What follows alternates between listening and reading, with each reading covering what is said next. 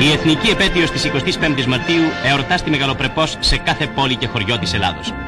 Στα Καλάβρητα, από όπου ξεκίνησε ο αγών του ελληνικού έθνους για την ελευθερία, η πανηγυρική τελετή έλαβε ιδιαίτερα λαμπρότητα. Εις αυτήν δεν παρέστη εκπροσωπών την κυβέρνηση ο Υφυπουργός Προεδρίας κ. Γεροκωστόπουλος.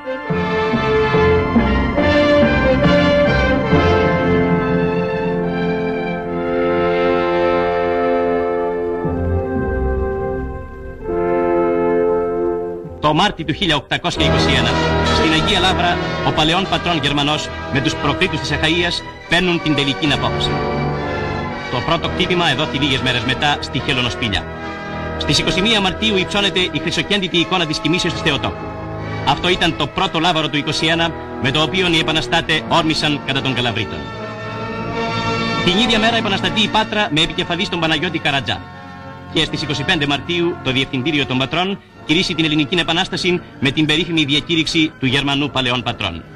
Εμείς, το ελληνικό έθνος των Ορθοδόξων Χριστιανών, απεφασίσαμε σταθερώς να ελευθερωθόμεν ή να αποθάνομεν. Και τούτου ένεκα βαστούμεν τα όπλα ισχύρας, ζητούντες τα δικαιώματά μας.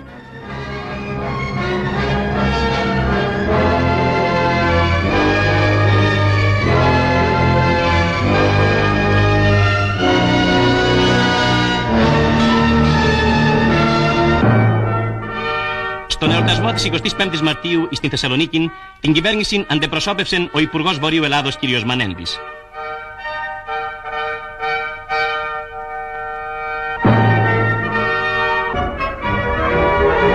Η πανηγυρική ατμόσφαιρα και η ωραία παρέλαση κάνουν τους Θεσσαλονικείς να αναπολούν με συγκίνηση τα ηρωικά ημέρας που ο φλογερός πατριώτης Εμμανουήλ Παπάς εκήρυσε τον ιερόν αγώνα για την απελευθέρωση της Βορείου Ελλάδος από τον ζυγόν της δουλείας.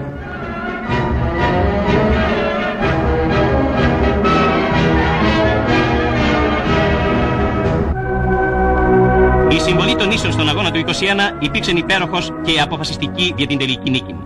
Πρώτες οι Σπέτσες, μετά τα Ψαρά, ύστερα η Ύδρα, η Μήλος, η Χίος και η Τίνος. Τον Απρίλιο του 1821, ο μικρός ελληνικός στόλος συνάπτει την πρώτη του ναυμαχία στα νερά της Τίνου και συλλαμβάνει μία γολέτα, 50 αιχμαλώτους και πλούσια ελάφυρα. Τα γεγονότα αυτά τιμά η σημερινή εορτή μαζί με την θρησκευτική εορτή του Ευαγγελισμού, εις τον οποίον είναι αφιερωμένος ο μεγαλοπρεπής ναός της Τίνου. Την πρωίαν της 25ης Μαρτίου, οι βασιλείς παρέστησαν εις δοξολογίαν εις των Μητροπολιτικών Ναών των Αθηνών.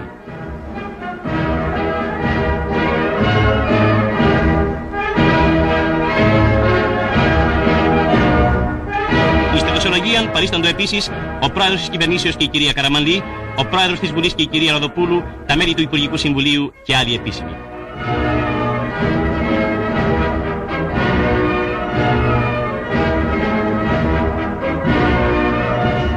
Μετά την δοξολογία, ο βασιλεύς Παύλος καταθέτει στέφανον εις το μνημείον του αγνώστου στρατιώτου.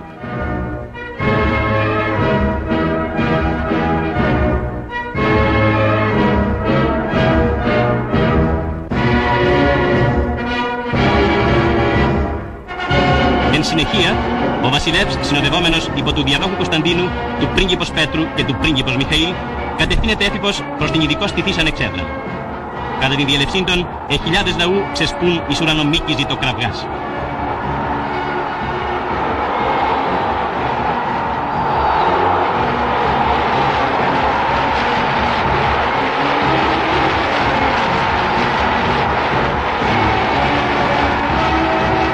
Αμέσως μετά δίδεται το σύνθημα ενάρξεως της παρελάσεως. Εις μεγαλοπρεπεστέραν από η αντίποτε άλλην φοράν πομπήν, οι ελληνικοί ένοπλοι δυνάμεις παρελάβουν πρώτου βασιλέως και των επισήμων, ενώ 200 και πλέον χιλιάδες λαού με ρίγη συγκινήσεως και ενθουσιασμού ζητοκραυγάζουν.